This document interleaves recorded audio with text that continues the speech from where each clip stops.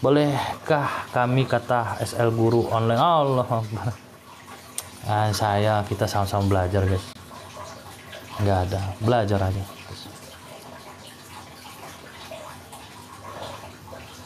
Cara berdoa mengakui perbuatan dosa diri sendiri gimana bang? Sebelum kita berdoa kan kita istighfar dulu. Mana istighfar itu kan kita itu harus meminta ampun kepada Allah. Dan jangan cuma beristighfar saja di lisan. Jadi astagfirullahaladzim, hati mengiringi mohon ampun ya Allah. Pikiran membayangkan dosa yang kita lakukan. Nah itu harus kita lakukan untuk merasakan kita melakukan dosa. Dan bagusnya lagi pada saat malam ketika kita sholat tahajud, ketika kita sholat hajat, maka di saat itulah kita menangis, pasti menangis. Mau kejam lah dia hidup, mau bandit lah dia hidup, kalau dia berzikir seperti itu karena minta ampun kepada Allah, beristighfar sebanyak-banyaknya, maka nanti dia akan nangis, dia akan merasakan kedekatan Allah. Maka kata Allah, di saat engkau nangis karena aku ada dekatmu.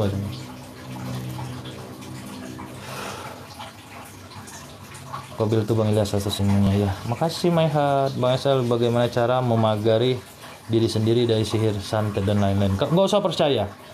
Kita tahu gaib memang ada, tapi nggak usah percaya kan tentang sesuatu hal yang perkara kamu akan saya santet, nggak usah percaya kan.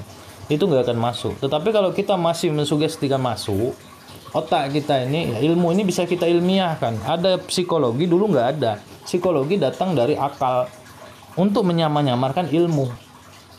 Ya, kalau ilmu ini larinya ke iman. Kalau orang beriman kepada Allah, meyakini apa yang ada, kalaupun Allah buat, ada. Apa yang tak ada, kalau Allah mau, ada. Contoh, Nabi Isa ada karena Allah mau. Makanya tanpa seorang bapak, itulah Bunda Maryam. Ya kan? Atau Bunda Maryam, atau Maryam lah. Ya. Allah mau, makanya Allah tiupkan. Ya, pada saat kelahiran Nabi Isa itu ibunya Maryam itu diasingkan di kota, diusir dia. Karena pada saat itu dia difitnah. Kamu lahiran anak siapa? Padahal pada saat itu ibu Maryamnya ini itu orang yang soleha, ya. Orang yang soleha. Jadi beliau nangis, ya kan? Datanglah malaikat Jibril mengatakan, kenapa engkau menangis? Makanya, ya seperti itulah, takutnya salah. Lalu dia diasingkan setelah lahirnya Nabi Isa. Di situ tanpa ada satu orang pun yang menolong kelahirannya. Tapi Allah, kalau nggak salah, Allah berikanlah air, kalau nggak salah air, Allah berikan air lewat sehingga dia bisa minum dari air tersebut atau makanan pada saat itu. Selamatlah Nabi Isa gitu guys. Itu kalau Allah mau, itu iman. Tapi kalau akal nggak nerima. Makanya ada ilmu psikologi, sains. Kalau nggak sesuai dengan sains dikatakan halu gitu. Tapi dibalik itu apa salah bang? Tidak, ada sains, ada iman. Apakah dua-dua ini harus berdampingan? Harus berdampingan. Kalau semuanya harus hitam semua, apa gunanya Allah ciptakan dunia? Maka Allah kasihlah putih. Apa gunanya kalau Allah siang terus? Allah kasihlah malam. Imbang ya. Baik buruk itu imbang. Tapi yang terlihat banyak buruk, sehingga kita katakan buruk terlalu banyak di dunia. Karena baik banyak juga, tapi tak terlihat.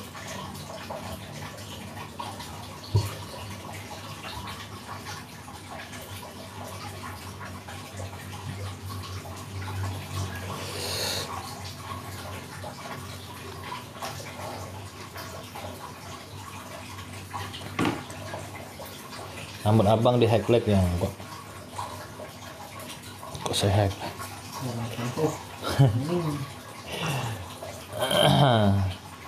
Numpang tanya Wiyang Sukanja, Kecamatan Muara II, Kabupaten Ogan. Kenapa kah wali?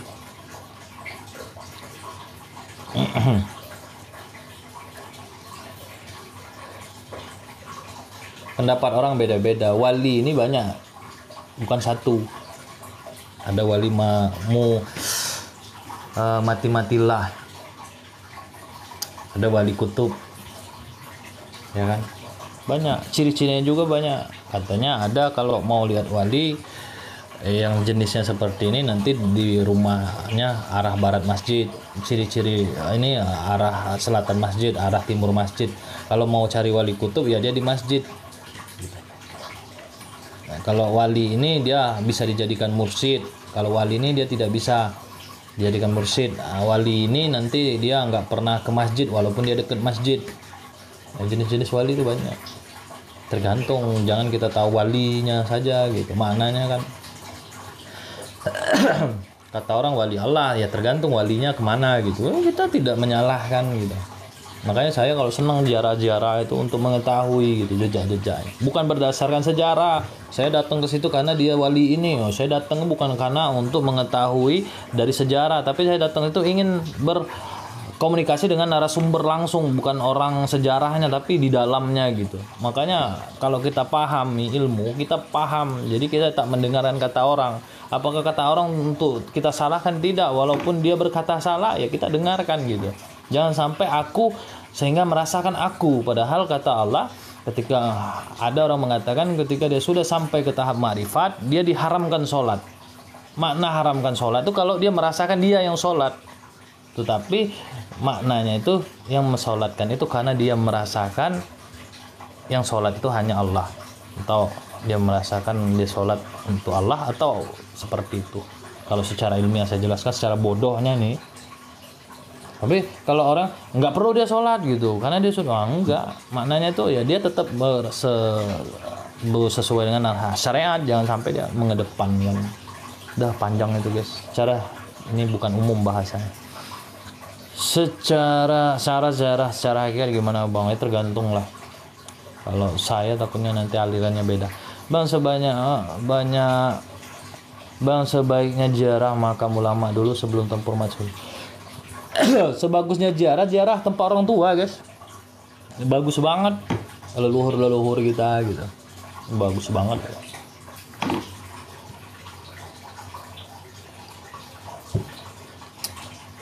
Wali YouTube saya. Benarkah Fatimah anak Rasulullah sallallahu dikatakan ibu?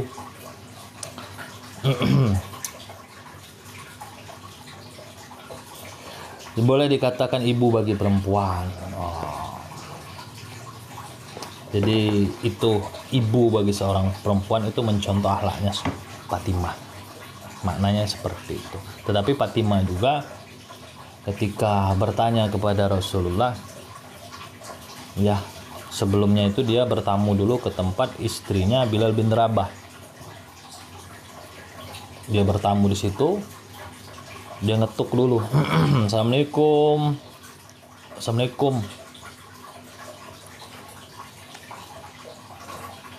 Keluarlah istrinya Bilal bin Rabah. Boleh nggak saya bertamu? Ya, Masya Allah katanya kan. Masya Allah Fatimah.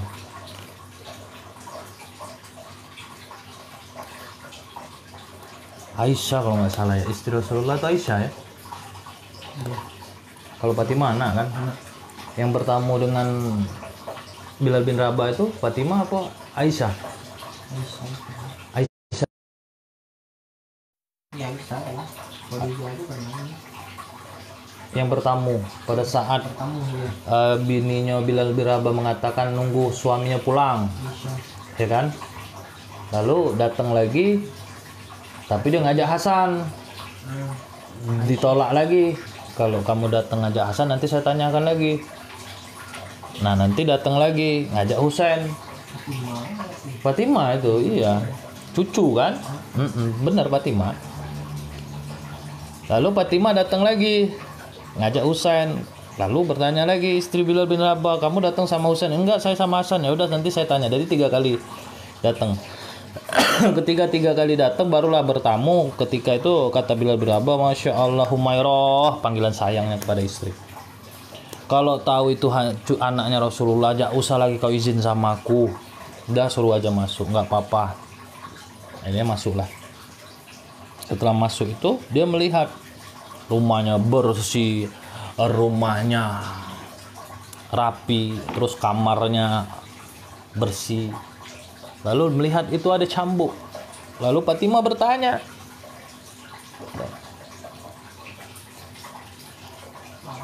katanya, kenapa? Itu cambuk untuk apa? Ini cambuk ketika nanti suami saya, kalau saya masak kopi atau saya kurang melayaninya, masih kurang lah, kayak gitulah ya maknanya. Maka cambuknya untuk memukul saya. Kamar itu saya bersihkan kalau suami saya pulang pengen istirahat tidur dan pengen saya temani. Lalu menangislah Fatimah setelah pulang. Kenapa menangis? Dia tanyalah kepada Rasulullah. Kenapa? Ya itulah, istri yang taat. Insya Allah, maka daripada itu orang pertama kali masuk surga itu adalah istri Bilal bin Rabah. Jadi maknanya itu bukan berarti Fatimah itu jadikan ibu segala macam, secara syariat benar. Makanya ada istilah ketika Allah bertanya kepada bidadari, karena bidadari merasa paling cantik begini begitu. Lalu kata bidadari atau melalui malaikat, katanya ada lagi orang atau lebih cantik darimu wahai bidadariku. Dia bertanya, siapakah? Karena yang namanya bidadari itu dia ada rasa cinta, dia ada rasa, tapi dia tidak ada rasa iri dengki lagi gitu. Siapa dia? Kata, saya pengen melihat orangnya, saya pengen mengabdi dengannya. Kalau kita tidak kan, siapa orang yang paling cantik dari saya? Pengen ketemu saya. Kayak gitu kan. Lalu ditanyalah, dialah itu.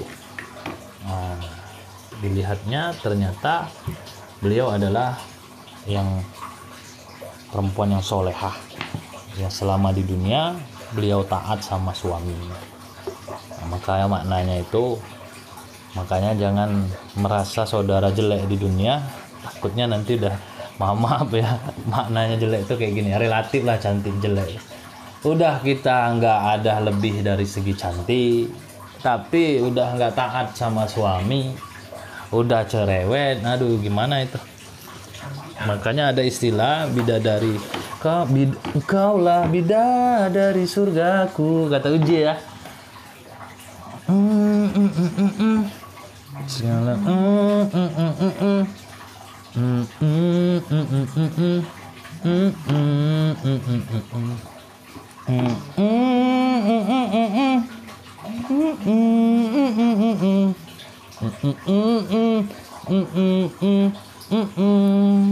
Nah, istriku tempat berlindungku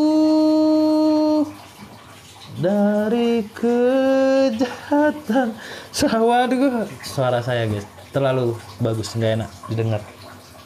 Lebih bagus jangan dinyanyikan. Ya Pak, maknanya seperti itu. Jadi kita menjadikan diri kita itu gambaran sebagaimana seperti Fatimah, sebagaimana kepada istri-istri para sahabat, bagaimana kepada istrinya Fir'aun. Nah, kayak gitu. Ya. Oh, makasih. 17 ya. Jadi maknanya seperti itu. Jadi ibundah dari Fatimah ada lagi, ketika Fatimah pada saat malam takbiran. Ini kan banyak cerita Fatimah. Ketika Fatimah malam takbiran, beliau menangis. Kenapa ditanya menangis? Yang menanyakan itu adalah malaikat. Kalau nggak salah sih ya, karena cerita-cerita ini pernah saya dengar dulunya. Katanya Hasan Husain belum ada baju gitu, kan kayak gitu. Hasan Husain nggak ada baju lebaran gitu. Ya itu sedih lah cerita itu. Saya juga udah lupa ceritanya. Pokoknya dikasihlah ada orang yang datang itu jelmaan itu, padahal malaikat Jibril menjelma menjadi orang mengantarkan pakaian untuk Hasan Husain. Jadi memang ya iman lah itu. Perkara iman. Izin keluar besok mau nganter anak, siap. Bang izin mundur, siap. Mau istirahat lanjutkan. Jadi Fatimah itu orang yang begitu sabar. Habis selawatnya mau Bang Sel tambah doa, alhamdulillah. Tuh dikasih kota harta karun guys 100 lagi. Ayo guys kita mulung.